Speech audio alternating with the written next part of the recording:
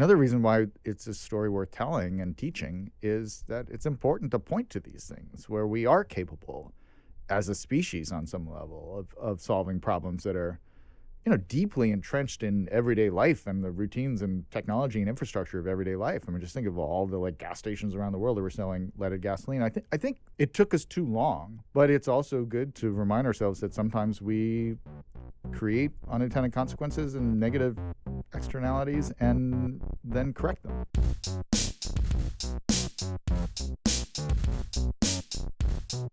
Welcome to the War on Cars. I'm Aaron Naparstek. This year, 2023, is the 100th anniversary of the invention of leaded gasoline. When you rank all of the many different ways that the automobile has harmed human health and the environment over the course of the last 100 years, the effects of leaded gasoline have to be pretty close to the top of the list. For centuries now, going back at least as far as the Roman Empire, humanity has known that lead is a dangerous neurotoxin. Ingesting or inhaling even tiny amounts of lead is extremely damaging to the human brain and body, and especially the developing brains and bodies of young children. Scientists were well aware of these dangers in the 1920s, but adding tetraethyl lead to gasoline made internal combustion engines work better, and leaded gasoline made it possible to turn the automobile into a mass market product. Our guest on the podcast today is Steven Johnson. Steven is the best-selling author of 13 books at the intersection of science, technology, and personal experience. His most recent is called Extra Life, A Short History of Living Longer. He also hosts the American Innovations podcast. Steven recently wrote an article for the New York Times Magazine called The Man Who Broke the World. In it, he tells the story of Thomas Midgley Jr., one of the great American inventors of the early 20th century. Not only did Midgley make the discoveries that led to the development of leaded gasoline, he also discovered the chemical compound that led to the invention of Freon, the substance that made refrigeration and aerosol sprays possible. But as with leaded gas, the chlorofluorocarbons that make up Freon had an almost unbelievably destructive impact on the global environment. By the 1980s, it was clear that Midgley's second big invention, chlorofluorocarbons, were burning holes in the ozone layer of the Earth's atmosphere and literally threatening life on the planet. Thomas Midgley Jr. had almost godlike powers of invention. He made possible mass motoring, refrigeration, and modern American life. But his inventions came with unimaginably destructive, unintended consequences. So here to tell us a bit more about Thomas Midgley Jr. and to mark the 100th anniversary of the invention of leaded gas is author Steven Johnson. Steven Johnson, welcome to the War on Cars. Thank you, Aaron. It's great to be here. Thanks for coming. So, I've been looking for an excuse to get you on the podcast for ages now, and you finally obliged us by writing this fantastic article for the New York Times Magazine a few months ago titled The Man Who Broke the World. I've been waiting for an invitation to be on this podcast, so I'm glad you finally Really? Okay, well, I'm glad we finally made it happen. So, in this article, Steven, you tell the story of Thomas Midgley Jr., an early 20th century inventor who was responsible for creating two incredibly valuable world-changing innovations that also both turned out to be wildly destructive: leaded gasoline and Freon. Yep. One guy. One guy in basically the span of a decade. Oh. This essay you wrote, it's fundamentally about the unintended consequences of new technology. And if you think about it in many ways, that's also what our podcast is about: the automobile and all of its unintended consequences. So, for example, if you had told Americans a century ago that this nifty new technology for personal mobility, the car, would kill over 50,000 Americans per year by the middle of the 20th century, that it would lead us to decimate our own cities, towns, and villages and cover our best farmland in asphalt and sprawl, that, it would contribute substantially to the melting of polar ice caps and the disruption of the global climate system, that would be hard to believe. Yeah. You'll be like, sign me up. That sounds fantastic. Right. I think a lot of people would be like, we're going to stick with trains and horses.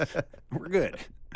And yet, even with that pretty impressive list of negative externalities, you can plausibly make the argument that the most destructive thing that mass motoring ever did to humanity and the environment was the result of leaded gasoline. What was the purpose of leaded gasoline? Why was it needed?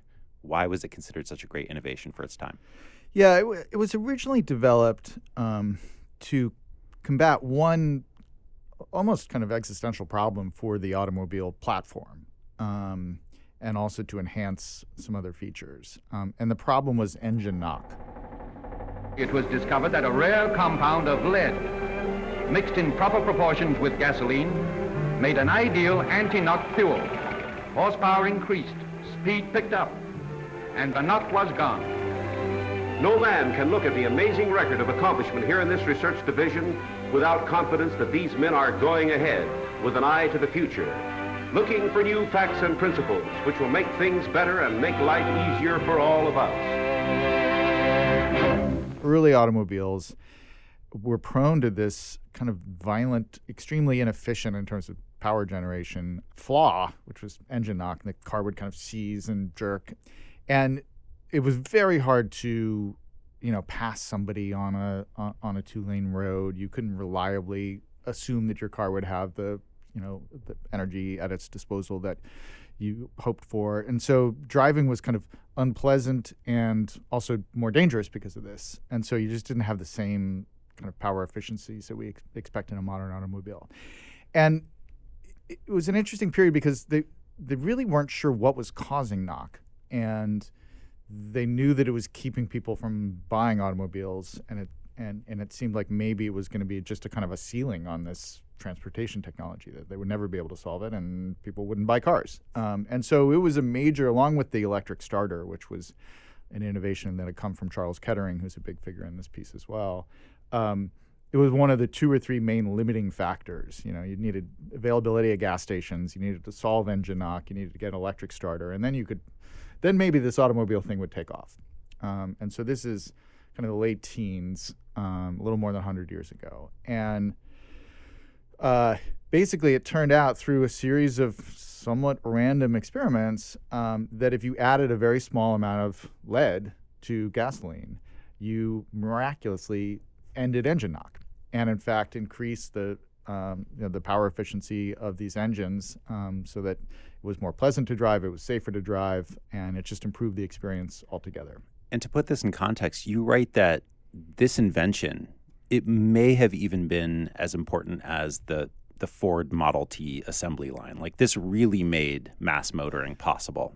Yeah, in a sense, the Model T assembly line made the cars affordable, but they still weren't really that great an experience as a mode of transportation because of engine knock and because of electric starter. Those were the 2 big things that really changed it into something that ordinary consumers might want to use, particularly women. The electric starter was a big thing for female adoption of the cars, which is a huge part of the story of the 1920s. And so, it was a real kind of threshold for the kind of American craze for the automobile was solving this problem and solving it through the introduction of lead. And that, again, as you said in describing the beginning of this piece, like, that seemed at the time to be a wonderful case of kind of American ingenuity Right. and innovation, that, in this R&D lab in, Dayton, Ohio, there's some brilliant chemist kind of comes up with this solution, and it solves an urgent need and unlocks all this amazing entrepreneurial and economic activity, and the whole country gets changed because of this technology. It just happens, unfortunately, that lead is an incredible neurotoxin. And the kind of low levels of it seeping into particularly urban, crowded areas where there are lots of automobiles is probably, at the very top of the list of human-caused health problems of the 20th century. Well, let's just pause on that real quick. So what did lead do to human beings and the environment? Everybody knew in the 1920s, as leaded gasoline was being introduced, that lead was a toxin. It was, this is an ancient kind of story. People had been poisoned by lead forever. What was disputed at the time was whether lead in very small quantities, i.e. the amount of lead that would be emitted from, the exhaust of a leaded gas-powered car would be enough to affect human beings. And it turns out that with enough cars and enough crowded areas, with enough density of cars, and with enough children around, that seemingly small quantities of lead can just be incredibly disastrous. I mean, the impact on IQ scores, for instance. A new study shows that lead from gasoline lowered the IQ about half the U.S. population. In fact, for people born in the 60s and 70s, the IQ loss was estimated to be up to 6 points, for some more than 7. Glad I don't have a car anymore. What more can you tell us about this? All right. So first of all, let me say that these are just estimates, okay? Nothing concrete here. And famously, there's a wonderful set of experiments where this scientist, Claire Patterson, was trying to, in the 50s, was trying to do all these experiments calculating the age of the Earth. And part of that involved a very sensitive lead analysis, or analysis involved the detection of lead in rocks and other objects. And when he started building his lab, he found that it was very difficult to do these experiments accurately because there seemed to be lead everywhere in his lab. And he was like, what is going on? This is very strange. And so finally he built this kind of clean room that eliminated all the lead, and he was able to actually accurately date the age of the Earth based on these experiments. So he made a major breakthrough in science in that way.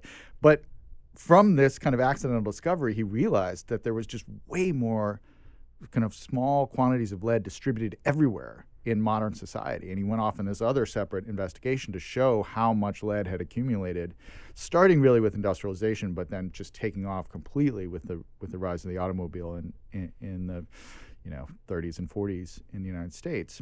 And subsequently, over time, a number of people fought to prove that it was causing extremely damaging problems, particularly in inner city areas, particularly among marginalized communities, because there was more density of automobiles in cities. And a number of people have attributed the decline of crime in the 90s from us outlawing lead cars in the 70s. There have been a number of attempts to explain why crime dropped so precipitously in the mid 90s, across the country, and particularly in big cities like New York. And it just, if you can just think about this logically, but there have been a number of studies that looked at this more rigorously, the kids who were potentially criminals in late adolescence or early 20s in the middle of the 90s were the kids who were the first generation that grew up without leaded gasoline-based cars, as prominent on the roads. And so we think that there's at least some kind of causal relationship between the decline of violent crime and finally eliminating this problem, or beginning to eliminate this problem.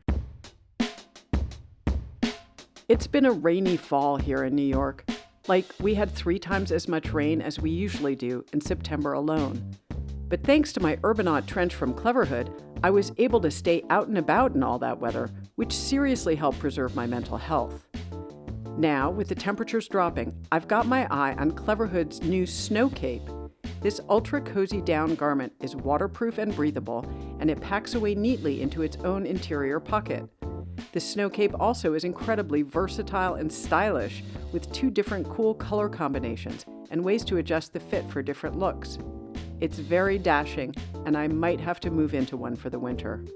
Head on over to cleverhood.com to check it out. Listeners to The War on Cars can get 15% off the Snow Cape and everything at Cleverhood by using coupon code SNOWCAPE at checkout. That's cleverhood.com, coupon code SNOWCAPE. So your article goes well beyond just, cars and lead. How did you get to Thomas Midgley? What got you interested in this story to begin with? So in a lot of my books, I've written about a lot of different topics, but generally, the overarching theme is kind of innovation and how innovation happens. And increasingly over the last 6 or 7 years, I've written more and more about the unintended consequences of innovation, sometimes in a positive way, right? Sometimes people invent things and it turns out that they unlock doors of possibility that make it easier for people to do other things that have positive effects on society. But I've also grown, increasingly interested as I grow older and more cynical with, innovations that end up creating unintended harms. And also with the question of thinking about our new inventions on longer timescales, right? So not just thinking about like what problem is this solving right now, and maybe what would be the negative side effects right now, and trying to stretch instead our kind of mental imagination, our timescales, so that we think, well, okay, what happens if this gets adopted by a mass market? What might be the downstream consequences 50 years from now or 100 years from now?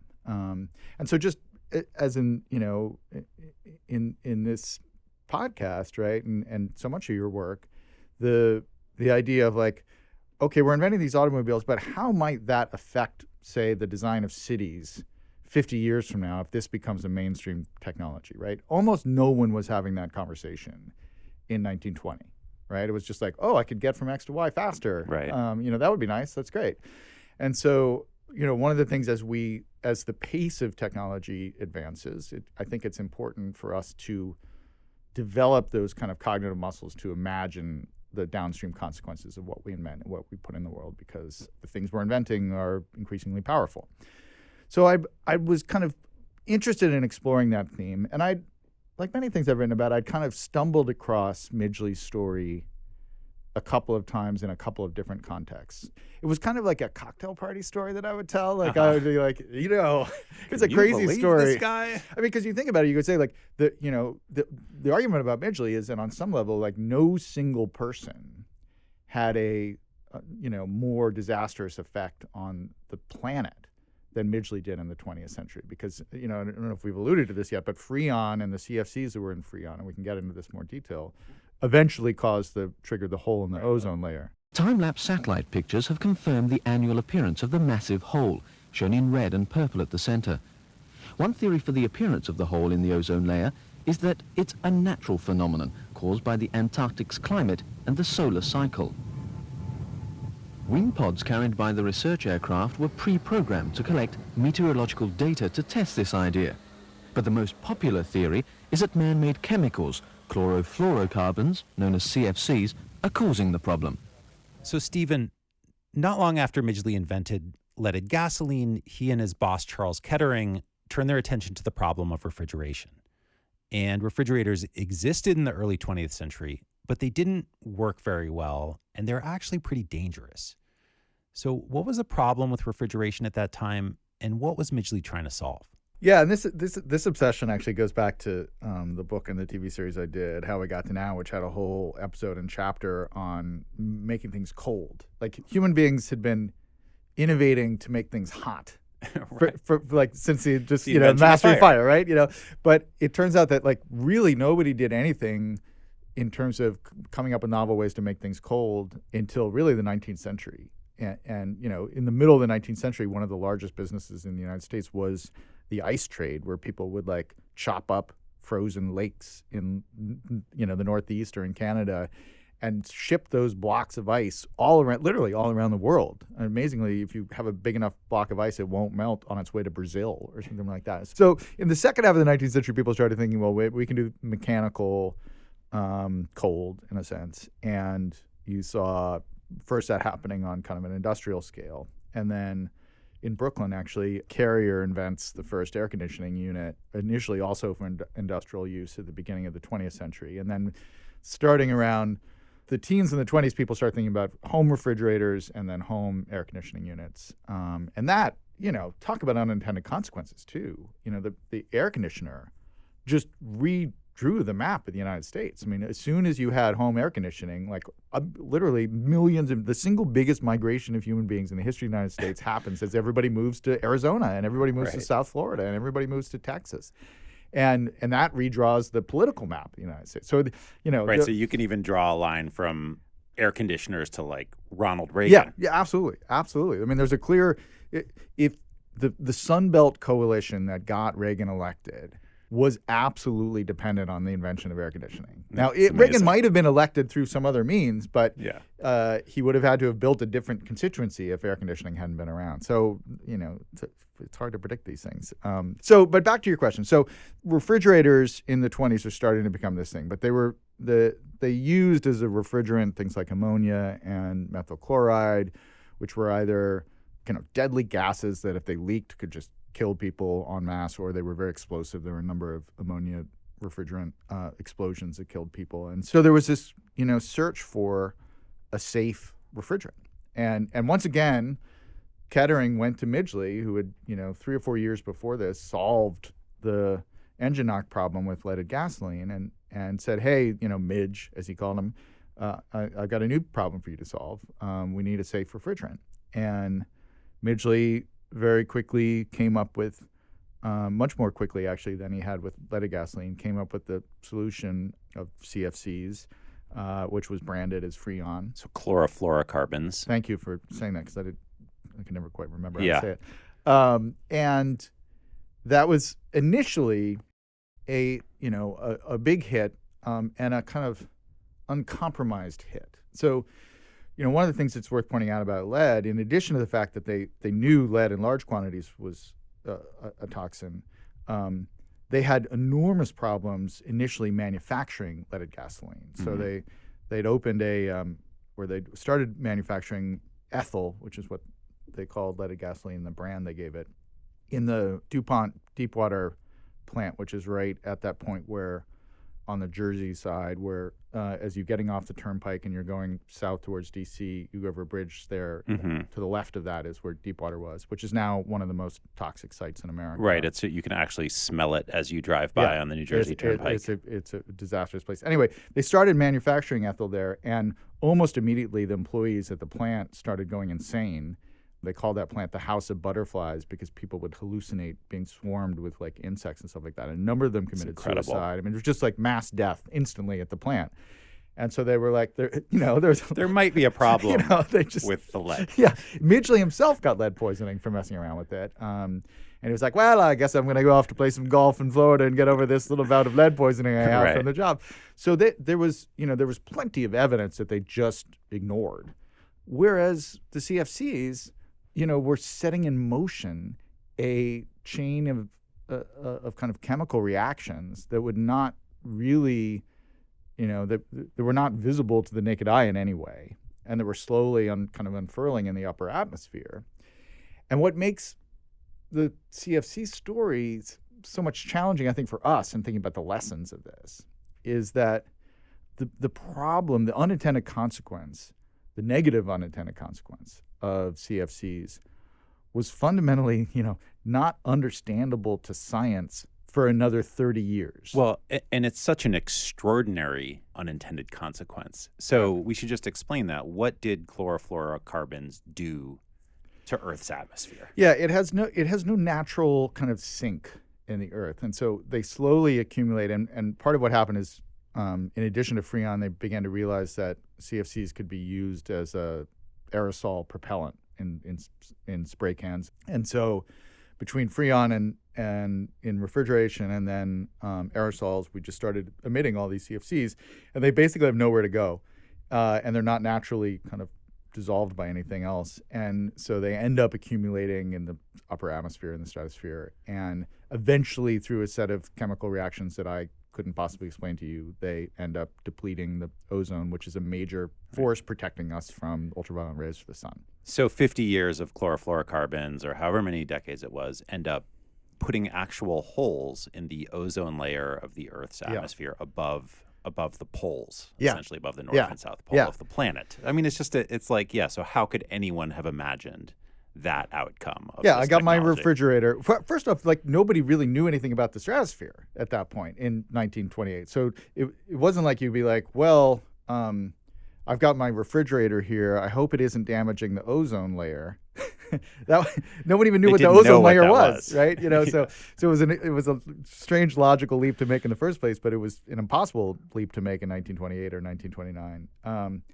And I think, we can get into this more, but that is one of those things that keeps me up at night, is what are we doing now that will not be understandable to science until 2060 or something like that. Okay, well, let's get it. So Thomas Midgley, this incredible inventor, poisons us with lead and burns 2 holes in the Earth's atmosphere with 2 inventions that he created in the span of 10 years. It's just, and I had never heard of this guy, so it was like a kind of a phenomenally shocking story. Yeah. Yeah. So why now? Why do you want to write about this now? What are you thinking about bigger picture? Yeah, I mean, just rewind for a second to what you just said, that this story was new to you. Like, so much of what I write about are like, these are things that should be taught in, high school history classes, right? It would be such a good class too, by the way. Well, it's a great multidisciplinary class, right? Yeah. I mean, because it's about chemistry and industrial engineering and innovation theory and the history of cities and history of technology. I mean, there's so many things in it and health, obviously, a huge part of it. And it's got great detective stories in it too, of people solving these mysteries of why people were getting sick.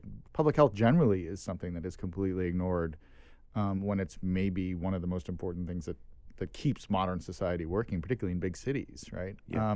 So I'm always trying to find things that I feel like are enormously important to understanding the world that we live in, that are just chronically underrepresented in both what we teach in classrooms and in the general conversation. I mean, this is one of these funny things with Midgley where, like, I went to the Times Magazine and it was like, hey, I've got a story about a chemist who's been dead for 80 years. They're like, But it turned out to, apparently it was one of the top most read stories of the month in the whole New York Times. And I think because I think to finally get back to your question, like, I think we're living in times where people are aware that there are complicated and potentially powerful new developments happening in science and technology, and that we should be getting better about thinking about the downstream effects of what we invent and what we put out in the world. Right.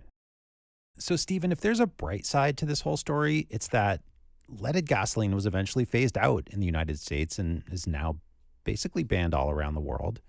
And in 1987, the international community came together under the auspices of the United Nations to ratify the Montreal Protocol, which phased out the use of chlorofluorocarbons and all these other substances that were found to be destroying the ozone layer. So what do you think we can learn from these successful efforts to solve the enormous problems that Midgley's inventions created? That's another reason why I think it was an important story to write. Although I didn't get into the details of the Montreal Protocol, it's just a couple of paragraphs in the piece, but it may be the high water mark of kind of global collaboration and in solving a pressing human health problem, up there with smallpox eradication. From ABC, this is World News Tonight with Peter Jennings. And now the ozone layer. The Environmental Protection Agency formalized a plan today that this country and 23 others agreed to in Montreal in September. A plan to freeze the production and use of the chemicals believed to be damaging the ozone layer, which protects us from the sun's dangerous rays. In Washington, here's ABC's Bettina Gregory. In the next 10 years, coolants and air conditioners and refrigerators will have to change. So will foam insulation, chemicals used to produce computer chips, and even styrofoam fast food containers. That's because they contain or are manufactured with chlorofluorocarbons, CFCs for short. As these chemicals rise into the air, they destroy the ozone layer, which protects us from the sun's harmful ultraviolet rays. The result? A dramatic increase in skin cancer, cataracts, and other diseases. I guess I would say that, you could look at it cynically, and I do look at it cynically a lot, and say, like, there was less of a political constituency and less of a talk radio right-wing opinion machine that was developed enough to kind of make the pro-CFC argument or something like that. But on the other hand, by that point, there were actual alternatives on the table that were not disastrous to kind of swap in. And so it was a little bit easier to say, like, hey, we should shift to unleaded gas and drop the CFCs in our, hairspray, versus, hey, we should stop emitting carbon. Right. It's a harder move to make society-wise. It's harder, though. At the same time, we actually do have all the technology handy now, and it's really working. We do now. No, I agree. And I mean, I think that's maybe the most significant development globally in the world over the last 5 or 10 years, is that there's no longer like, well, we hope we can develop some kind of renewable energy source that will allow us to continue living this lifestyle we have. And it's like, actually now, like, we can do it. It's just, do we have the will to do it, and do we have the right? But I think 10 or 15 years ago, maybe that was more of an open question. So I think that's one of the reasons why there was less resistance to it. But I also just think that another reason why it's a story worth telling and teaching is that it's important to point to these things where we are capable as a species on some level of solving problems that are, deeply entrenched in everyday life and the routines and technology and infrastructure of everyday life. I mean, just think of all the gas stations around the world that were selling leaded gasoline. I think it took us too long, but it's also good to remind ourselves that sometimes we create unintended consequences and negative externalities and then correct them down the line. It is possible to do that.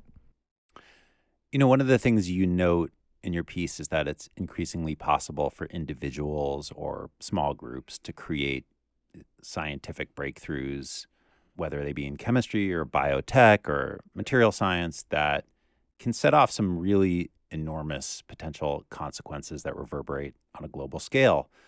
Artificial intelligence, CRISPR, the gene editing technology, geoengineering. Somebody could just shoot off a bunch of sulfur into the atmosphere to stop, climate change. So, what concerns you the most in terms of these potential technological interventions and their consequences? I have a running kind of email and text thread where we share our doomsday scenarios, among other things. And there's sometimes this debate that we've had about, what is it that's ultimately threatening us? Is it capitalism that's threatening us, or is it potentially artificial intelligence that's threatening us? And I keep coming back to this sense that the thing that is really threatening us on some level is science. And I say that as someone who is a great believer in the power of science, whatever. But one of the things that science does over time is that it slowly makes it easier for smaller and smaller groups of people to have bigger and bigger effects on the world. And so, on some level, you can say that Midgley is the emblem of that, as we've already kind of said. But Midgley actually needed a lot of help, right? He could invent that thing in a lab, but he needed an entire infrastructure to manufacture, refrigerators and aerosol cans and leaded gas-powered cars and all that stuff. So he was a one-man, natural disaster, but he needed an entire industrial system. Right. But if you think about technologies that, unlike leaded gasoline or unlike CFCs, that replicate, right, that can make copies of themselves, whether that's nanobots or, gene-based technologies or, bioengineered viruses, then you get into a world where you can imagine a future Midgley who literally does it all on his own in a lab and unleashes something that just makes copies of itself that does planetary scale damage. And that is, that seems like a path we were just inexorably on, that we were going to get ever more powerful technologies and scientific breakthroughs that are deployable by ever smaller groups. So, for instance, one of the things, am I bumming you out? No, this is basically how most War on Cars editorial meetings go as well. Where it just becomes a litany of doomsday scenarios. So, I'm very comfortable with this. Go on. So the book I'm writing right now, it's largely about the battle between the anarchists and the New York Police Department in the teens and the 20s. And in many ways, it's about the invention of dynamite. Because, the whole anarchist movement in Europe and in the United States was sometimes wrongly characterized by anarchists blowing things up. And they were literally deeply embedded in the invention of dynamite. It's almost impossible. It's a little like Reagan and air conditioning. Had dynamite not been invented by Nobel in the mid-1860s, almost certainly the course of anarchism as a political movement would have developed in a different way. They were so, they were called the Dynamite Club and all that kind of stuff. And on some level, what dynamite was, very much what we were just talking about. It was for the first time, an individual or a small group of people could do devastating explosive damage with something concealed, in their jacket. And that was just something you couldn't, if you wanted to blow up Parliament, you needed a lot of gunpowder to do that. But once you had dynamite, you could just have a stick of it and throw it in a cafe and kill 30 people. Right. And so it enabled it really enabled the invention of terrorism. So these are all kind of long-term trends that I see developing, and I don't really know what the right answer is, except that when we see potential technologies that have this capability for replication, that strikes me as the place where we want to be extremely heavy-handed in the way that we regulate them, and the way and the social norms we build around the deployment of those technologies. And those are the ones that really actually worry me, more than AI, for instance. You write that there's, something unnervingly godlike in the sheer scale of the impact that Thomas Midgley had on humanity and our environment. And it occurred to me that there's also something unnervingly religious in like the kind of faith and devotion that we have for technology and innovation, and this belief that we have that it's going to constantly improve our lives. And one of the things that's striking about the subject that we cover on this podcast is the way in which, many of the best solutions for personal mobility in cities especially are based on very old technologies. Like these are like innovations from the 19th century, the bicycle, the bus, the train, the streetcar. Like we had it all, by like 1890, it was pretty much all there. and like the new stuff that we invented in the 20th century has in many ways mostly disrupted urban life. Like these older mobility technologies were sort of more based around our bodies, around sort of like an ancient wisdom that like people can get around on 2 feet if you just give them like urban density and, ways to move efficiently. I don't know. Is there like any way you can imagine a scenario where we begin to prioritize this kind of like older, deeper wisdom over the kind of newer, flashier innovation and technology? Well, I think some of that is happening. I mean, I do think that there has been a significant change, and we'll see how long it lasts. But if you just look at the way people are writing about new technological innovations, particularly AI, over the last 3 or 4 years, compared to the way that they wrote about early social media, there was very little discussion in 2005 or 2006 about, the discussion about social media was like, is it dumb? It was, is it dumb, or it was just like, this is going to democratize and improve. It was just sort of very utopian. It was utopian, and the criticism was just like, it's people sharing pictures of their sandwiches, and then the proponents of it were like, no, it's Arab Spring. Look at this stuff that's happening. And, by the way, that stuff did happen, right? I mean, Black Lives Matter, Occupy Wall Street, Me Too, or all these things were unimaginable without social media. So I'm actually slightly less, doctrinaire on the social media question. But the point was, we weren't having the conversation. Like there was not a lot of deep thinking about like, what would this do to, what would be the potential risks to democracy in a world where everybody was on social media. Right. And that is the conversation, but whether you like it or not, like that is the conversation we're having about AI right now. And I think the conversation, if you think about it in terms of urban spaces, like there has been, and you've been a part of that in New York for sure, and other places with the work you've done, like, there is much more of a sense of like, high density, pedestrian environments are a really great way to live, and we should figure out, ways to undo the damage we've done to our cities. How to make more of that.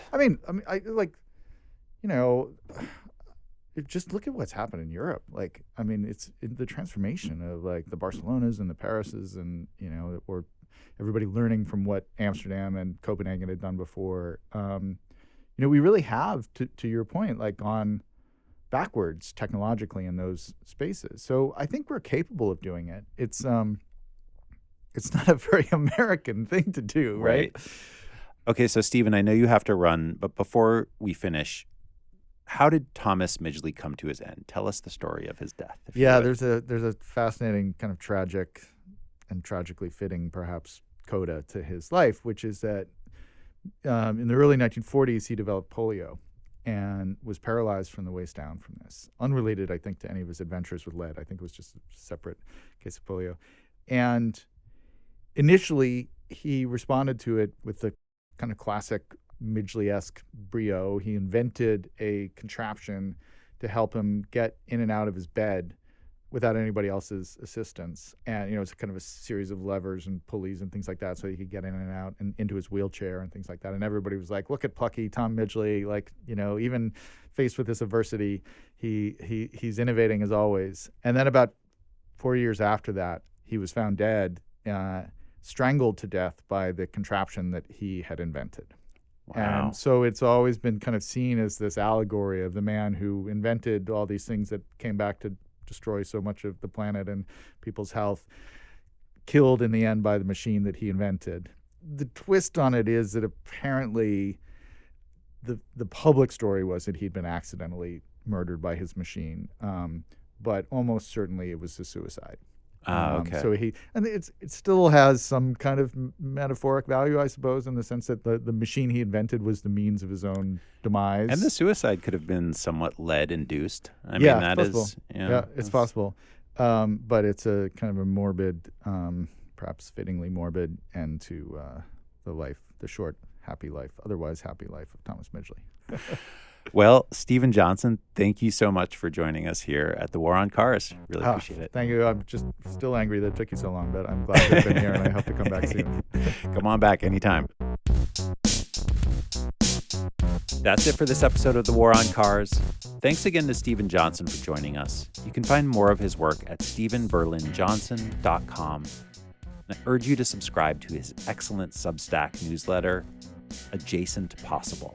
We'll put links in the show notes. Please support The War on Cars on Patreon. Go to thewaroncars.org, click Support Us, and enlist today. Starting at just $3 per month, you'll get access to exclusive bonus content. We'll send you stickers and a personal note. Special thanks, as always, to our top Patreon sponsors, Charlie G. of Human Powered Law in Portland, Oregon, Virginia Baker, Mark Hedlund, and the Parking Reform Network. Also, a special thanks to our friends at Cleverhood for sponsoring this episode. This episode was recorded by Josh Wilcox at the Brooklyn Podcasting Studio. It was produced and edited by me, Aaron Naparstek. Our theme music is by Nathaniel Goodyear. On behalf of my co-hosts, Doug Gordon and Sarah Goodyear, this is The War on Cars. And that's why ethyl gasoline brings out the full power and performance of your car. So next time you buy gasoline, drive up to the pump with the ethyl emblem and say, fill her up.